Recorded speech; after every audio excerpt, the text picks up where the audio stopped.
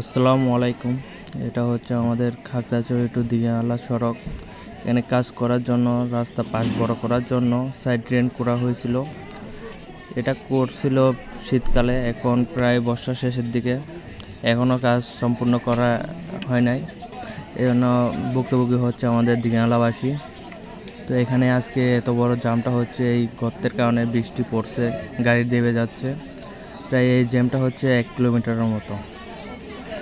এই কাজটা দ্রুত করে দিলে কি হয় সরকারের, এই কাজটা যদি দ্রুত করে দিত এই ভুক্তভোগী হইতে হইতো না আমাদের।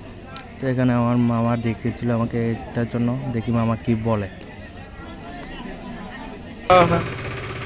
বাজে আমরা সকাল 8:30টার দিকে যাবে বাকি বলহালি নতুন বাজার আবাসিক স্কুলের সামনে দেখেন রাস্তার পরিস্থিতি কিভাবে, কি দুর্যোগ। একটা ছোট, একটা বড়, একটা মাঝারি গাড়ি, কোনো একটা গাড়ি চলার মতন পরিস্থিতি নাই। আপনারা দেখে ভাই আপনি জামের মধ্যে কি হ্যাঁ যে এখানে সকাল 8টা থেকে জাম বাড়ছে, এখনো শেষ হয় নাই বলে আসলে। হ্যাঁ, সকাল 8টা থেকে।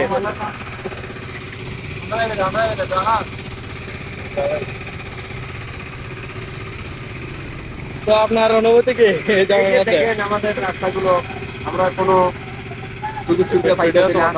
হ্যাঁ, রাস্তা ফালাই রাখছে, বর্ষায় কি অবস্থা হয়েছে, কি কষ্ট। একটা যাত্রী যদি একটা মালামালটাকে নিয়ে যাইতে পারতেছে না, একটা রুগী নিলেও পথে মনে হয় মারা যাবে আমার মনে হয়। একটা অ্যাম্বুলেন্স যদি আসে, একটা ফায়ার সার্ভিস চাইলেও মানে উনি আগুন নিভাইতে পারবো না। এই পরিস্থিতির ভিতরে আমরা আছি। দেখেন আপনারাও দেখেন, আমি আর কি বলবো, বললে তো আমার।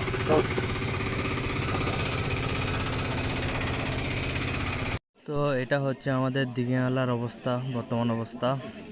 তো এখানে পুরাটা না করলেও আমাদের বোয়ালখালী থেকে জামতলী পর্যন্ত রাস্তাটা যদি ঠিক করে দিত, এই জামটা হইতো না। এখানে বাজারের কারণে গাড়ি চলাচল বেশি, অটো চলাচল বেশি, যে কারণে জ্যামটা হয়ে যায়। তো একটাই অনুরোধ, এটা দ্রুত করা হোক।